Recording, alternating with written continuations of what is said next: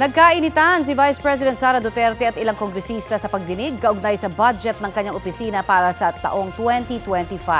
Balitang hatid ni Tina Panganiban Perez. Tumanggi si Vice President Sara Duterte na sagutin ang anumang tanong tungkol sa confidential funds sa pagdinig ng Kamara sa hinihinging mahigit 2 billion pesos na budget ng Office of the Vice President. Inihambing tuloy siya ng ACT Teachers Party List representative sa isang pusit.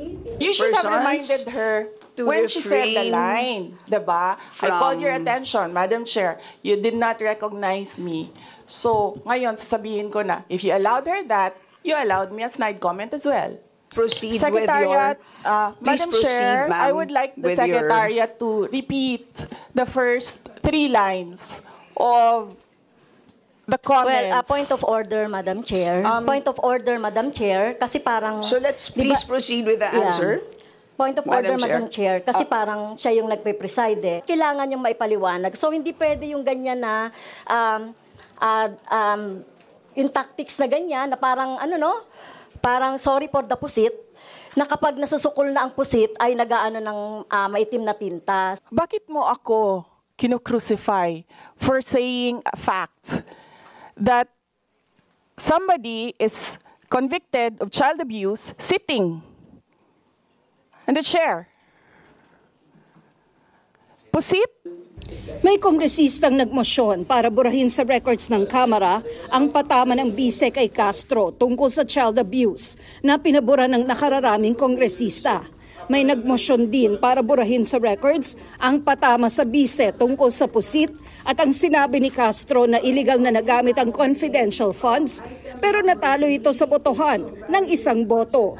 Ayon sa Commission on Audit, mahigit 73 million sa 125 million pesos na confidential funds ng OVP noong 2022 ang disallowed dahil kulang ang mga isinumiteng dokumento. Halos 70 milyong piso ang pinambayad umano bilang pabuya o pinambili ng iba't ibang goods at gamot. Sana man lang kahit paligoy-ligoy, hindi sinagot talaga Madam Chair. So, thank you, Madam Chair. She may not like my answer. She may not like how I answer. She may not like the content of my answer. But I am answering. Depensa naman ang isang kaalyado ng bise. Which we have already taken action by removing the confidential funds of the Vice President in the 2024 budget. So I submit again, Madam Chair, that this is not, if we're talking about oversight, yes, there is oversight of any House committee, but not during the budget hearing of a specific year's budget. Paliwanag ng presiding chairperson, mahalagang matalakay ang confidential funds noong 2022 dahil may epekto ito sa magiging desisyon nila sa budget ng OVP sa susunod na taon.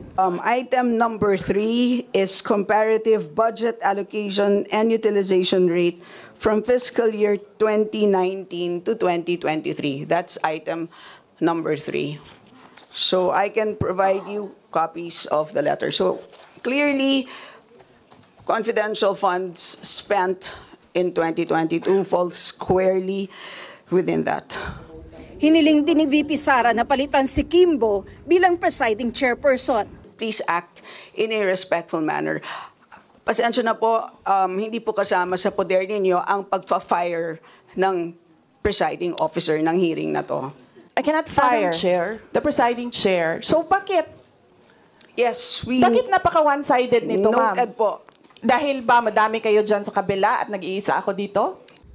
Tinawag ng bise na pag-atake ang pagtatanong. Nakita na namin yung timelines and nakita na namin yung, kumbaga, script sa narrative ng attack on the Office of the Vice President with regard to confidential funds. Absolutely no plan, any conspiracy, if I may use that word, to attack, if I also may use that word.